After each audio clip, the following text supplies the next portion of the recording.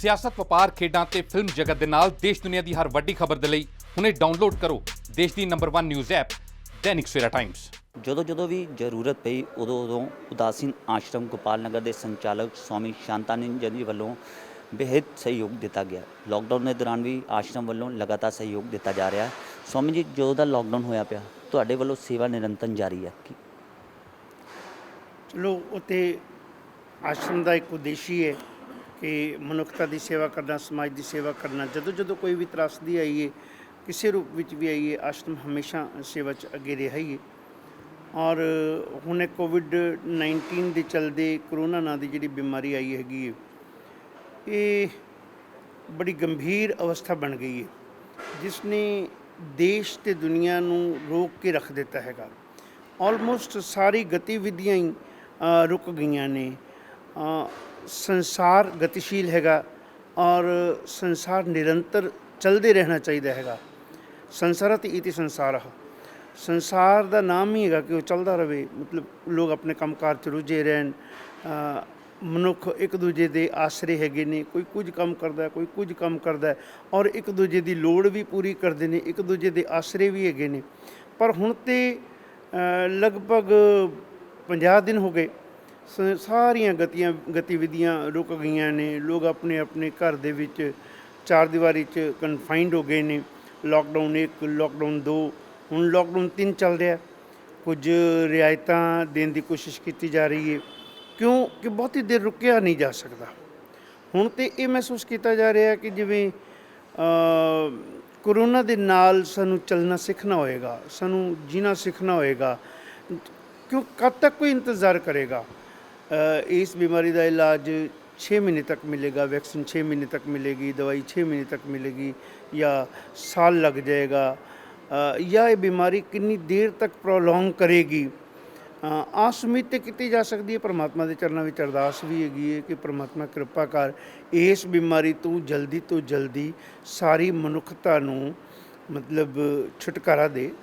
ਔਰ ਪਰ ਪਰਮਾਤਮਾ ਦੇ ਹੱਥ ਹੈਗਾ। ਔਰ ਦੂਸਰੇ ਪਾਸੇ ਵਿਗਿਆਨਕ ਲੱਗੇ ਨੇ, ਡਾਕਟਰ ਲੱਗੇ ਨੇ, ਦਵਾਈ ਦੀ ਖੋਜ ਜਾਰੀ ਹੈ। ਸਾਰੇ ਅਲੱਗ-ਅਲੱਗ ਦੇਸ਼ਾਂ ਦੇ ਲੋਕ ਲੱਗੇ ਹੋਏ ਨੇ ਇਸ ਵਿੱਚ। ਪਰ ਹੁਣ ਹੌਲੀ ਜਿਵੇਂ ਮਨੁੱਖ ਨੇ ਇਹ ਮਹਿਸੂਸ ਕਰਨਾ ਸ਼ੁਰੂ ਕਰ ਦਿੱਤਾ ਕਿ ਜੇ ਇਹ ਬਿਮਾਰੀ ਹਾਲੇ ਚੱਲ ਵੀ ਰਹੀ ਹੈ ਅਤੇ ਇਸ ਦੇ ਨਾਲ ਅਸੀਂ ਪਹਿਲੇ ਤਾਂ ਘਰ ਦੇ ਵਿੱਚ ਬੈਠ ਕੇ ਸੁਰੱਖਿਅਤ ਮਹਿਸੂਸ ਕਰਦੇ ਹਾਂ। ਹੁਣ ਚੱਲਣਾ ਵੀ ਹੈ, ਕੰਮ ਵੀ ਕਰਨੇ ਨੇ, ਸੁਰੱਖਿਅਤ ਵੀ ਰਹਿਣਾ, ਆਪਣੇ ਆਪ ਨੂੰ ਬਚਾਉਣਾ ਵੀ ਹੈ, ਸੋਸ਼ਲ ਡਿਸਟੈਂਸਿੰਗ ਵੀ ਰੱਖਣੀ ਹੈ, ਸਾਰਾ ਕੁਝ ਕਰਨਾ ਹੈਗਾ। ਪਰ ਕੰਮ ਕੀਤੇ ਬਿਨਾਂ ਬੰਦਾ ਰਹਿ ਨਹੀਂ ਸਕਦਾ ਜੀਵਨ ਦੇ ਵਿੱਚ। ਸੋ ਕੰਮ ਜ਼ਰੂਰੀ ਹੈਗਾ ਔਰ ਇਸ ਕਰਕੇ ਲੋਕ ਚੱਲ ਪਏ ਨੇ ਹੌਲੀ। ਔਰ ਜਦੋਂ ਸਭ ਕੁਝ ਰੁਕ ਗਿਆ ਤਾਂ ਵੀ ਕੁਝ ਲੋਕ ਲੱਗੇ ਨੇ। ਪੁਲਿਸ ਵਾਲੇ ਲੱਗੇ ਨੇ, ਆਪਣੇ ਡਾਕਟਰਸ ਲੱਗੇ ਨੇ, ਨਰਸਾਂ ਲੱਗੀਆਂ ਨੇ, ਸਫਾਈ ਦੇ ਕਰਮਚਾਰੀ ਲੱਗੇ ਨੇ। ਇਹਨਾਂ ਨੂੰ ਅਸੀਂ ਮਤਲਬ ਫਰੰਟ ਲਾਈਨ ਵਾਰੀਅਰਸ ਕਹਿੰਦੇ ਹਾਂ। ਅਤੇ ਜੇ ਇਹ ਕੰਮ ਕਰਦੇ ਪਏ ਨੇ, ਇਹਨਾਂ ਤੋਂ ਇੰਸਪੀਰੇਸ਼ਨ ਲੈ ਕੇ ਲੋਕ ਸੋਚਦੇ ਨੇ ਕਿ ਅਸੀਂ ਵੀ ਨਾਲ ਜਿਹੜਾ ਕੰਮ ਸਾਡਾ ਹੈਗਾ ਅਸੀਂ ਕਰੀਏ। ਪਰ ਕੰਮ ਵੀ ਕਰਨਾ, ਬਾਹਰ ਨਿਕਲਣਾ ਵੀ ਔਰ ਆਪਣੇ ਆਪ ਨੂੰ ਸੇਫ ਵੀ ਰੱਖਣਾ ਇੱਕ ਬੜਾ ਵੱਡਾ ਚੈਲੰਜ ਹੈਗਾ। ਚਲੋ ਪਰਮਾਤਮਾ ਕਿਰਪਾ ਕਰੇ। ਮਹਾਰਾਜ ਜੀ, ਆਪ ਜੀ ਵੱਲੋਂ ਇੱਕ ਸਕੂਲ ਵੀ ਚਲਾਇਆ ਜਾ ਰਿਹਾ।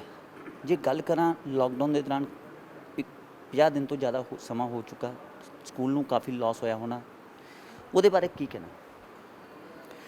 ਪਹਿਲੀ ਗੱਲ ਕਿ ਸਕੂਲ ਇੱਕ ਨਹੀਂ, ਸਕੂਲ 2 ਨੇ। ਇੱਕ ਜਲੰਧਰ ਹੈ, ਇੱਕ ਫਗਵਾੜਾ ਹੈ। ਜਿੱਥੋਂ ਤੱਕ ਜਿਹੜੀ ਗੱਲ ਤੁਸੀਂ ਕਹੀ ਉਸ ਤੋਂ ਪਹਿਲੇ ਮੈਂ ਇਹ ਗੱਲ ਕਹਾਂ ਕਿ ਸਿੱਖਿਆ ਇੱਕ ਇਹੋ ਜਿਹਾ ਖੇਤਰ ਹੈ, ਬੱਚਿਆਂ ਨੂੰ ਆਪਾਂ ਸਿੱਖਿਆ ਤੋਂ ਬਹੁਤੀ ਦੇਰ ਤੱਕ ਵਾਂਝਾ ਨਹੀਂ ਕਰ ਸਕਦੇ। ਸੈਸ਼ਨ 19-20 ਕੰਪਲੀਸ਼ਨ 'ਤੇ ਸੀਗਾ ਔਰ 20-21 ਸਟਾਰਟ ਹੋਣਾ ਸੀਗਾ। ਅਚਨਚੇਤ ਕੁਝ ਪੇਪਰ ਵੀ ਰਹਿ ਗਏ ਉਸ ਵੇਲੇ। ਖੈਰ ਐਨੀ ਹਾਓ ਐਵਰੇਜ ਬੇਸਡ ਰਿਜ਼ਲਟਸ ਹੋ ਗਏ। ਫਿਰ ਇਹ ਸੋਚਿਆ ਗਿਆ ਕਿ ਬੱਚਿਆਂ ਨੂੰ ਐਜੂਕੇਸ਼ਨ ਦੇ ਨਾਲ ਕਿਵੇਂ ਜੋੜਿਆ ਜਾਏ। ਸਭ ਤੋਂ ਪਹਿਲਾ ਕੰਮ ਤਾਂ ਇਹ ਹੈਗਾ ਕਿ ਬੱਚੇ ਐਜੂਕੇਸ਼ਨ ਦੇ ਨਾਲ ਕਿਵੇਂ ਜੁੜਨ। ਔਨਲਾਈਨ ਇੱਕ ਮਾਧਿਅਮ ਹੈਗਾ। ਦੇਖੋ ਉਹਨਾਂ ਬੱਚਿਆਂ ਨੂੰ ਅਸੀਂ ਮੋਬਾਈਲ ਦਾ ਯੂਜ਼ ਕਰਨ ਤੋਂ ਰੋਕਦੇ ਸੀ। ਜੇ ਕੋਈ ਸਕੂਲ ਬੱਚਾ ਮੋਬਾਈਲ ਲੈ ਕੇ ਆ ਜਾਏ ਅਸੀਂ ਉਹਦੇ 'ਤੇ ਐਕਸ਼ਨ ਲੈਂਦੇ ਸੀ।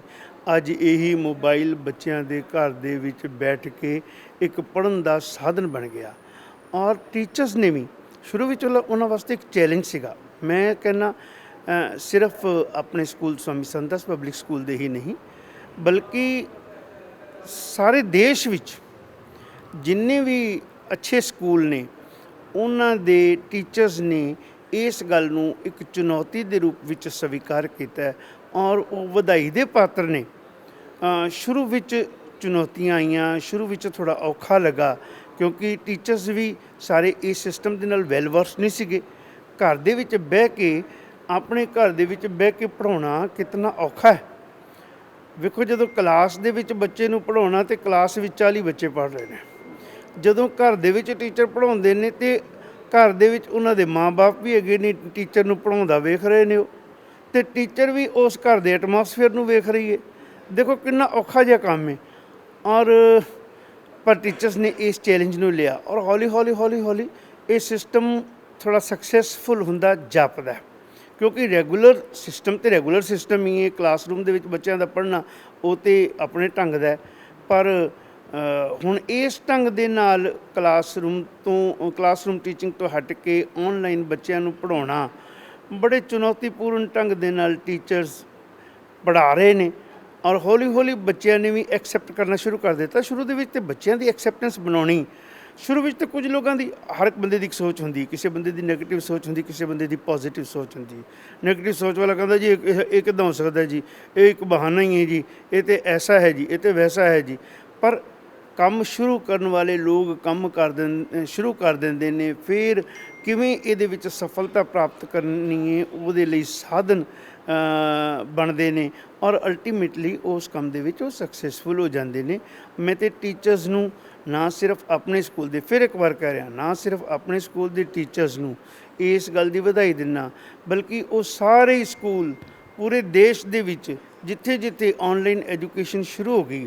ਦੇਖੋ, ਬੱਚੇ ਦਾ ਘਰ ਦੇ ਵਿੱਚ ਵਿਹਲਾ ਬਹਿਣਾ ਹੀ ਕਿੰਨਾ ਔਖਾ ਹੈ, ਮਾਂ-ਬਾਪ ਵਾਸਤੇ ਹੈਂਡਲ ਕਰਨਾ ਹੀ ਕਿੰਨਾ ਔਖਾ ਹੈ। ਹੁਣ ਘੱਟੋ ਘੱਟ ਕੁਝ ਲੋਕ ਸਾਨੂੰ ਇਹ ਕਹਿੰਦੇ ਨੇ ਕਿ ਬੱਚਾ 2-3 ਘੰਟੇ 4 ਘੰਟੇ ਸਕੂਲੋਂ ਕੁਝ ਕੰਮ ਮਿਲਦਾ ਫਿਰ ਉਹ ਕੰਮ ਕਰਦਾ ਔਰ ਅਸੀਂ ਇਸ ਢੰਗ ਦੇ ਨਾਲ ਯਤਨ ਕੀਤਾ ਹੈ ਕਿ ਬੱਚੇ 'ਤੇ ਉਹਦਾ ਬਹੁਤਾ ਬਰਡਨ ਨਾ ਪਵੇ। ਕੁਝ ਲੋਕ ਕਹਿੰਦੇ ਜੀ ਸਕਰੀਨ 'ਤੇ ਇੰਨੀ ਦੇਰ ਬੱਚਾ ਬੈਠਾ ਰਹੇਗਾ ਅਤੇ ਇਹ ਪ੍ਰੋਬਲਮ ਆਏਗੀ, ਇਹ ਹੋਏਗਾ। ਅਸੀਂ ਬੱਚਿਆਂ ਨੂੰ PPT ਦੇ ਥਰੂ, ਮਤਲਬ WhatsApp ਦੇ ਥਰੂ ਮੈਸੇਜ ਕਨਵੇ ਕਰ ਦਿੰਦੇ ਹਾਂ, ਉਹਨਾਂ ਨੂੰ ਟੀਚਰ ਦੀ ਰਿਕਾਰਡਿੰਗਸ ਭੇਜਦੇ ਹਾਂ, ਉਹਨਾਂ ਨੂੰ ਹੋਮਵਰਕ ਅਸਾਈਨ ਕਰਦੇ ਹਾਂ। ਜੋ ਮੈਨੂੰ ਫੀਡਬੈਕ ਹੈਗੀ ਟੀਚਰਸ ਤੋਂ, ਪ੍ਰਿੰਸੀਪਲਸ ਤੋਂ, ਹੋਮਵਰਕ ਅਸਾਈਨ ਕਰਦੇ ਹਾਂ।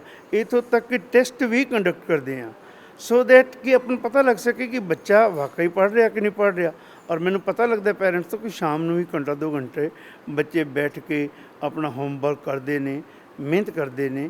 ਔਰ ਫਿਰ ਲੋਅਰ ਲੈਵਲ 'ਤੇ ਕਿਵੇਂ ਪੜ੍ਹਾਇਆ ਜਾਣਾ ਚਾਹੀਦਾ ਹੈ, ਅਪਰ ਲੈਵਲ 'ਤੇ ਕਿਵੇਂ ਪੜ੍ਹਾਇਆ ਜਾਣਾ ਚਾਹੀਦਾ ਹੈ, ਕਿਸ ਕਲਾਸ ਦੇ ਵਿੱਚ ਕਿਵੇਂ ਪੜ੍ਹਾਇਆ ਜਾਣਾ ਚਾਹੀਦਾ ਹੈ। ਨਰਸਰੀ KG ਦੇ ਬੱਚੇ ਨੂੰ ਤੁਸੀਂ ਸਾਹਮਣੇ ਤਾਂ ਨਹੀਂ ਨਾ ਬਿਠਾ ਸਕਦੇ, ਅਤੇ ਉਹ ਟੀਚਰ ਆਪਣਾ ਹੋਮਵਰਕ ਅਸਾਈਨ ਕਰ ਦਿੰਦੀ ਹੈ, ਉਹਦੀ ਮਦਰ ਤੱਕ ਆਪਣੀ ਪਹੁੰਚ ਕਰ ਲੈਂਦੀ ਹੈ, ਉਹਨੂੰ ਦੱਸ ਦਿੰਦੇ ਕਿ ਇਸ ਢੰਗ ਨਾਲ ਤੁਸੀਂ ਪੜ੍ਹਾਉਣਾ ਹੈ।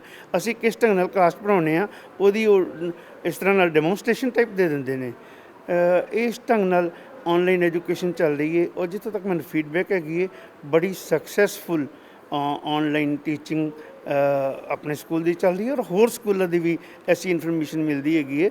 ਔਰ ਮੈਂ ਕਿਉਂਕਿ ਸਾਰੇ ਦੇਸ਼ ਵਿੱਚ ਇਸ ਆਸ਼ਰਮ ਦੇ ਨਾਲ ਸੰਬੰਧਿਤ ਸੰਗਤ ਹੈਗੀ ਹੈ, ਬਾਹਰ ਵੀ ਆਉਂਦਾ ਜਾਂਦਾ ਵਾ ਰਹਿੰਦਾ ਵਾਂ, ਉਹਨਾਂ ਲੋਕਾਂ ਤੋਂ ਵੀ ਪੁੱਛਦਾ ਤੁਹਾਡੇ ਬੱਚੇ ਦੀ ਆਨਲਾਈਨ ਐਜੂਕੇਸ਼ਨ ਕੈਸੀ ਚੱਲ ਰਹੀ ਹੈ। ਅਤੇ ਕਾਫੀ ਹੱਦ ਤੱਕ ਲੋਕ ਇਸ ਸਿਸਟਮ ਤੋਂ ਸਕਸੈਸਫੁਲ ਹੈਗੇ, ਮਤਲਬ ਖੁਸ਼ ਹੈਗੇ ਨੇ ਇਸ ਵੇਲੇ। ਔਰ ਕਿਉਂਕਿ ਇਸ ਵੇਲੇ ਇੱਕ ਵੱਡਾ ਚੈਲੰਜ ਹੈ, ਬੱਚੇ ਨੂੰ ਤੁਸੀਂ ਬਹੁਤੀ ਦੇਰ ਖਾਲੀ ਨਹੀਂ ਬਿਠਾ ਸਕਦੇ। ਕੀ ਕਰੋਗੇ, ਮਾਂ-ਬਾਪ ਕੀ ਕਰਨਗੇ, ਕਿੰਨੀ ਦੇਰ ਬਿਠਾਉਣਗੇ। ਪਰ ਸਰਕਾਰ ਵੱਲੋਂ ਆਦੇਸ਼ ਜਾਰੀ ਕੀਤੇ ਹੈ ਕਿ ਕੋਈ ਵੀ ਸਕੂਲ ਫੀਸ ਨਹੀਂ ਲਏਗਾ। ਅਗਰ ਫੀਸ ਨਹੀਂ ਲਏਗਾ ਤਾਂ ਸਕੂਲ ਚੱਲਣਗੇ ਕਿੱਦਾਂ? ਮੇਰਾ ਖਿਆਲ ਹੈ ਕਿ ਸਰਕਾਰ ਵੱਲੋਂ ਇਹ ਜਿਹੜੇ ਨੇ ਮੋਮੈਂਟਰੀਲੀ ਕੁਝ ਆਦੇਸ਼ ਜਾਰੀ ਕੀਤੇ ਗਏ ਸੀ। ਸ਼ੁਰੂ ਦੇ ਵਿੱਚ ਆਪਾਂ ਇਮੈਜਿਨ ਨਹੀਂ ਸੀ ਕੀਤਾ ਕਿ ਇਹ ਸਕੂਲ ਕਦ ਤੱਕ ਬੰਦ ਰਹਿਣਗੇ। ਇੱਕ ਪਹਿਲਾ ਲੋਕਡਾਊਨ ਸੀਗਾ 21 ਦਿਨ ਦਾ, ਸਰਕਾਰ ਨੇ ਇੱਕ ਆਦੇਸ਼ ਜਾਰੀ ਕਰ ਦਿੱਤਾ, ਫਿਰ ਦੂਜਾ ਉਹ ਐਕਸਟੈਂਡ ਹੋ ਗਿਆ, ਤੇ ਹੁਣ ਇਸ ਗੱਲ ਦਾ ਪਤਾ ਨਹੀਂ ਕਿ ਕਿੰਨੀ ਦੇਰ ਤੱਕ ਇਹ ਮਤਲਬ ਲਾਕਡਾਊਨ ਹੋਰ ਚੱਲੇਗਾ ਜਾਂ ਹਾਲੇ ਮੈਨੂੰ ਐਸੀ ਸੰਭਾਵਨਾ ਨਜ਼ਰ ਨਹੀਂ ਆਉਂਦੀ ਕਿ ਸਕੂਲ ਦੇ ਵਿੱਚ ਜਲਦੀ ਬੱਚੇ ਹਾਲੇ ਆ ਸਕਣਗੇ ਆਉਣ ਵਾਲੇ 2 2.5 3 ਮਹੀਨੇ ਖਾਸ ਕਰਕੇ। ਸੋ ਹੁਣ ਸਰਕਾਰ ਵੀ ਕੁਛ ਨਾ ਕੁਛ ਡਿਸੀਜਨ ਲਏਗੀ, ਸਰਕਾਰ ਵੀ ਸੋਚੇਗੀ। ਸਰਕਾਰ ਨੂੰ ਵੀ ਇਸ ਗੱਲ ਦਾ ਪਤਾ ਹੈ ਕਿ ਆਫਟਰ ਆਲ ਸਕੂਲ ਫੀਸ ਲੈਂਦੇ ਨੇ, ਸਕੂਲ ਟੀਚਰਸ ਨੂੰ ਤਨਖਾਹ ਦਿੰਦੇ ਨੇ ਤੇ ਨੈਚੁਰਲੀ ਇਹ ਸੰਸਾਰ ਦਾ ਸਾਰਾ ਵੈਬ ਸਿਸਟਮ ਹੀ ਇੱਦਾਂ ਚੱਲਦਾ ਹੈਗਾ ਤੇ ਸਰਕਾਰ ਇਸ ਢੰਗ ਨਾਲ ਸੋਚੇਗੀ ਆਪਣੇ ਢੰਗ ਨਾਲ। ਮੈਨੂੰ ਲੱਗਦਾ ਕਿ ਜਲਦੀ ਸਰਕਾਰ ਵੱਲੋਂ ਵੀ ਆਪਾਂ ਨੂੰ ਉਮੀਦ ਹੈਗੀ ਹੈ ਕੋਈ ਨਾ ਕੋਈ ਉਹ ਇਸ ਪੱਖ 'ਚ ਕੋਈ ਨਾ ਕੋਈ ਨਿਰਣਾ ਲੈਣਗੇ। ਬਾਕੀ ਫੀਸਾਂ ਲੈ ਕੇ ਹੀ ਤਨਖਾਹਾਂ ਦਿੱਤੀਆਂ ਜਾਂਦੀਆਂ ਨੇ। ਮਹਾਰਾਜ ਬੱਸਾਂ ਦਾ ਖਰਚਾ ਵੀ ਹੈਗਾ, ਬਿਜਲੀ ਦਾ ਖਰਚਾ ਵੀ ਹੈਗਾ। ਦੇਖੋ ਸਾਰੇ ਖਰਚੇ ਚੱਲ ਵੀ ਰਹੇ ਨੇ ਪਰ ਕੁਦਰਤੀ ਗੱਲ ਹੈ ਕਿ ਸਰਕਾਰ ਦੇ ਨਿਰਦੇਸ਼ਾਂ ਦੇ ਅਸੀਂ ਇੰਤਜ਼ਾਰ ਦੇ ਵਿੱਚ ਹਾਂ। ਇਸ ਗੱਲ ਲਈ ਜਿਹੜੀ ਸਾਡੀ ਐਸੋਸੀਏਸ਼ਨਸ ਨੇ ਉਹ ਪਰਸਿਊ ਵੀ ਕਰ ਰਹੀਆਂ ਨੇ, ਸਰਕਾਰ ਨਾਲ ਗੱਲ ਵੀ ਚੱਲ ਰਹੀ ਹੈਗੀ ਔਰ ਮੈਨੂੰ ਉਮੀਦ ਹੈ ਕਿ ਸਰਕਾਰ ਵੀ ਇਸ ਗੱਲ ਨੂੰ ਸਮਝਦੀ ਹੈਗੀ। ਪਿੱਛੇ ਜੇ ਮੈਂ ਸਿੱਖਿਆ ਮੰਤਰੀ ਸਾਹਿਬ ਦੀ ਇੱਕ ਇੰਟਰਵਿਊ ਸੁਣੀ ਸੀ, ਉਹਨਾਂ ਨੇ ਇਹ ਗੱਲ ਕਹੀ ਸੀ ਕਿ ਅਸੀਂ for the time being defer ਕੀਤਾ ਹੈਗਾ, ਅਸੀਂ ਫੀਸ ਲੈਣ ਲਈ ਕਿਸੇ ਵੀ ਢੰਗ ਨਾਲ ਮਨਾ ਨਹੀਂ ਕੀਤਾ ਹੈਗਾ। ਤੇ ਮੈਂ ਆਸ ਰੱਖਦਾ ਵੀ ਸਰਕਾਰ ਵੀ ਇਸ ਗੱਲ ਨੂੰ ਸਮਝੇਗੀ ਕਿਉਂਕਿ ਸਰਕਾਰ ਨੂੰ ਇਸ ਗੱਲ ਦਾ ਪਤਾ ਹੈ ਕਿਉਂਕਿ ਸਰਕਾਰ ਦੇ ਖਰਚੇ ਵੀ ਚੱਲਦੇ ਨੇ ਤੇ ਸਰਕਾਰ ਆਪਣੇ ਖਰਚੇ ਸਾਰੇ ਲੈਂਦੀ, ਠੀਕ ਹੈ ਨਾ। ਤੇ ਜੋ ਵੀ ਸਰਕਾਰ ਨਿਰਣਾ ਲਏਗੀ ਆਉਣ ਵਾਲੇ ਟਾਈਮ 'ਚ ਆਪਾਂ ਉਹਨੂੰ ਦੇਖਾਂਗੇ। ਮਹਾਰਾਜ ਜੀ ਅਗਰ ਸਰਕਾਰ ਵੱਲੋਂ ਆਦੇਸ਼ ਜਾਰੀ ਕਰ ਦਿੱਤੇ ਜਾਣ, ਸਕੂਲ ਖੋਲ੍ਹ ਦਿੱਤੇ ਜਾਣ ਤਾਂ ਬੱਚਿਆਂ ਨੂੰ ਪੜ੍ਹਾਵਾਂਗੇ ਕਿੱਦਾਂ? ਹਾਲੇ ਮੈਨੂੰ ਇਹ ਲੱਗਦਾ ਨਹੀਂ ਕਿ ਸਰਕਾਰ ਇਮੀਡੀਏਟਲੀ ਕੋਈ ਇਸ ਤਰ੍ਹਾਂ ਦਾ ਆਦੇਸ਼ ਜਾਰੀ ਕਰ ਦੇਗੀ ਕਿਉਂਕਿ ਜਿਸ ਦਿਨ ਤੋਂ ਪੜ੍ਹਾਈ ਸ਼ੁਰੂ ਹੋਣੀ ਸੀ ਲਗਭਗ ਸਾਰੇ ਸਕੂਲਾਂ ਵਿੱਚ ਉਸੇ ਦਿਨ ਤੋਂ ਪੜ੍ਹਾਈ ਸ਼ੁਰੂ ਕਰਵਾ ਦਿੱਤੀ ਗਈ ਨੰਬਰ 1। ਔਰ ਅੱਗੋਂ ਗਰਮੀ ਦੀ ਛੁੱਟੀਆਂ ਜਿਹੜੀਆਂ ਇਹਨਾਂ ਪ੍ਰਾਈਵੇਟ ਸਕੂਲਾਂ ਦੀਆਂ ਨੇ ਉਹ ਕਿਸੇ ਦੀ 15 ਮਈ ਤੋਂ ਸ਼ੁਰੂ ਹੋਣ ਵਾਲੀ ਹੈ, ਕਿਸੇ ਦੀ 1 ਜੂਨ ਤੋਂ ਸ਼ੁਰੂ ਹੋਣ ਵਾਲੀ ਹੈ ਤੇ ਇਹ ਵੈਸੇ ਵੀ 11 ਜੁਲਾਈ 15 ਜੁਲਾਈ ਦੇ ਆਸ-ਪਾਸ ਜਾ ਕੇ ਸਕੂਲ ਖੁੱਲ੍ਹਦੇ ਨੇ। ਪਰ ਉਸ ਤੋਂ ਬਾਅਦ ਵੀ ਹਾਲੇ ਆਉਣ ਵਾਲੀ ਸਥਿਤੀ ਕੈਸੀ ਹੋਏਗੀ, ਆਉਣ ਵਾਲੀ ਸਥਿਤੀ ਬਾਰੇ ਕੁਝ ਕਿਹਾ ਨਹੀਂ ਜਾ ਸਕਦਾ ਹੈਗਾ। ਪਰ ਸਕੂਲ ਐਟ ਦੀ ਐਂਡ ਹੋਣਗੇ, ਮਤਲਬ ਸਾਰੀਆਂ ਐਕਟੀਵਿਟੀਜ਼ ਚਾਲੂ ਹੋ ਜਾਣਗੀਆਂ, ਫਿਰ ਕਿਤੇ ਇਹ ਸੋਚਿਆ ਜਾਏਗਾ ਕਿ ਹੁਣ ਸਕੂਲ ਵੀ ਖੋਲ੍ਹੇ ਜਾਣ। ਔਰ ਸਕੂਲ ਜਦੋਂ ਖੋਲ੍ਹੇ ਜਾਣਗੇ ਤਾਂ ਇੱਦਾਂ ਨਹੀਂ ਹੋਏਗਾ ਕਿ ਇੱਕਦਮ ਖੋਲ੍ਹ ਦਿੱਤੇ ਜਾਣ। ਸਭ ਤੋਂ ਪਹਿਲੇ ਸਰਕਾਰ ਵੱਲੋਂ ਨਿਰਦੇਸ਼ ਜਾਰੀ ਕੀਤੇ ਜਾਣਗੇ, ਫਿਰ ਪੈਰੈਂਟਸ ਦਾ ਵਿਸ਼ਵਾਸ, ਸਕੂਲ ਵਾਲਿਆਂ ਨੂੰ ਆਪਣਾ ਇਨਫਰਾਸਟਰਕਚਰ ਦੇਖਣਾ ਕਿ ਅਸੀਂ ਬੱਚੇ ਕਿੱਦਾਂ ਬਿਠਾਉਣੇ ਨੇ। ਮੇਰੇ ਖਿਆਲ ਹੈ ਕਿ ਕੋਈ ਔਡ ਈਵਨ ਦਾ ਸਿਸਟਮ ਚੱਲੇਗਾ। ਹੁਣ ਔਨਲਾਈਨ ਐਜੂਕੇਸ਼ਨ ਸ਼ੁਰੂ ਹੋਈ ਗਈ ਹੈ ਔਰ ਔਨਲਾਈਨ ਐਜੂਕੇਸ਼ਨ ਦੇ ਨਾਲ ਮੇਰੀ ਕੁਝ ਪੈਰੈਂਟਸ ਨਾਲ ਗੱਲ ਹੁੰਦੀ ਹੈ ਕਿ ਬੱਚਾ ਇੰਨਾ ਸੈਟਿਸਫਾਈਡ ਹੋ ਕਹਿੰਦਾ ਇੱਦਾਂ ਹੀ ਠੀਕ ਹੈ, ਹੋ ਸਕਦਾ ਕੁਝ ਲੋਕ ਭੇਜਣ ਹੀ ਨਾ। ਇਹ ਹੁਣ ਸਾਈਮਲਟੇਨੀਅਸਲੀ ਕਲਾਸਰੂਮ ਟੀਚਿੰਗ ਵੀ ਹੋਏਗੀ, ਔਨਲਾਈਨ ਟੀਚਿੰਗ ਵੀ ਹੋਏਗੀ ਔਰ ਔਡ ਈਵਨ ਸਿਸਟਮ ਦੇ ਨਾਲ ਅੱਧੇ ਬੱਚੇ 3 ਦਿਨ ਆਉਣਗੇ, ਅੱਧੇ ਬੱਚੇ 3 ਦਿਨ ਆਉਣਗੇ। ਪੜ੍ਹ ਸਾਰੇ ਰਹੇ ਹੋਣਗੇ ਪਰ ਅੱਧੇ ਰਹੇ ਹੋਣਗੇ। ਮੇਰੇ ਖਿਆਲ ਇੱਦਾਂ ਦਾ ਕੋਈ ਸਿਸਟਮ ਡਿਵੈਲਪ ਕਰਨਾ ਪਏਗਾ that will have to be thought over. ਉਹ ਪ੍ਰਿੰਸੀਪਲਸ ਬੈਠ ਕੇ, ਸਕੂਲ ਟੀਚਰਸ ਬੈਠ ਕੇ, ਆਪਾਂ ਉਹਨਾਂ ਦੇ ਨਾਲ ਬੈਠ ਕੇ ਕੁਝ ਵੀ ਸਲਾਹ ਕਰਾਂਗੇ, ਇੱਕ ਸਿਸਟਮ ਡਿਵੈਲਪ ਕਰਨਾ ਪਏਗਾ। ਪਰ ਠੀਕ ਹੈ, ਹਰ ਚੀਜ਼ ਦਾ where there is a will there is a way, ਹਰ ਚੀਜ਼ ਦਾ ਰਾਹ ਹੁੰਦਾ ਕੋਈ ਨਾ ਕੋਈ। ਆਫਟਰ ਆਲ ਜਦੋਂ ਰੈਗੂਲਰ ਕਲਾਸਰੂਮ ਟੀਚਿੰਗ ਨਹੀਂ ਹੋ ਸਕੀ ਤੇ ਔਨਲਾਈਨ ਐਜੂਕੇਸ਼ਨ ਸਟਾਰਟ ਹੋ ਹੀ ਗਈ ਨਾ, ਬੱਚਿਆਂ ਨੇ ਪੜ੍ਹਨਾ ਸ਼ੁਰੂ ਕਰ ਦਿੱਤਾ। ਆਪਾਂ ਦੇਖ ਰਹੇ ਹਾਂ ਕਿ 2 ਮਹੀਨੇ ਤੋਂ ਲੋਕ ਲਾਕਡਾਊਨ 'ਚ ਹੈਗੇ ਨੇ ਪਰ ਸਾਰਿਆਂ ਦੇ ਸਾਰੇ ਕੰਮ ਚੱਲ ਹੀ ਰਹੇ ਨੇ ਨਾ। ਇਹ ਬੰਦਾ ਕੋਈ ਨਾ ਕੋਈ ਰਾਹ ਕੱਢ ਲੈਂਦਾ ਹੈਗਾ ਔਰ ਰਸਤੇ ਨਿਕਲਣਗੇ। ਮੈਂ ਆਸਵੰਦ ਹਾਂ ਕਿ ਸਾਰੇ ਕੰਮ ਪਰਮਾਤਮਾ ਕਿਰਪਾ ਕਰੇਗਾ। ਪਰਮਾਤਮਾ ਦੀ ਕਿਰਪਾ ਹੋਣੀ ਚਾਹੀਦੀ, ਪਰਮਾਤਮਾ 'ਤੇ ਭਰੋਸਾ ਹੋਣਾ ਚਾਹੀਦਾ ਬੰਦੇ ਨੂੰ। ਸਭ ਦਿਨ ਹੋਤ ਨਾ ਇੱਕ ਸਮਾਨ, ਸਾਰੇ ਦਿਨ ਇੱਕੋ ਜਿਹੇ ਨਹੀਂ ਹੁੰਦੇ। ਕਿਸੇ ਮਹਾਤਮਾ ਨੂੰ ਪੁੱਛਿਆ ਕਿ ਕੋਈ ਐਸਾ ਤੁਸੀਂ ਬਚਨ ਕਹੋ ਜਿਹੜਾ ਬਚਨ ਹਰ ਪਰਿਸਥਿਤੀ ਵਿੱਚ ਢੁਕਵਾਂ ਹੋਵੇ, ਤੇ ਉਸ ਮਹਾਤਮਾ ਨੇ ਕਿਹਾ ਉਹ ਨਹੀਂ ਰਿਹਾ ਤੇ ਇਹ ਵੀ ਨਹੀਂ ਰਹਿਣਾ, ਠੀਕ ਹੈ।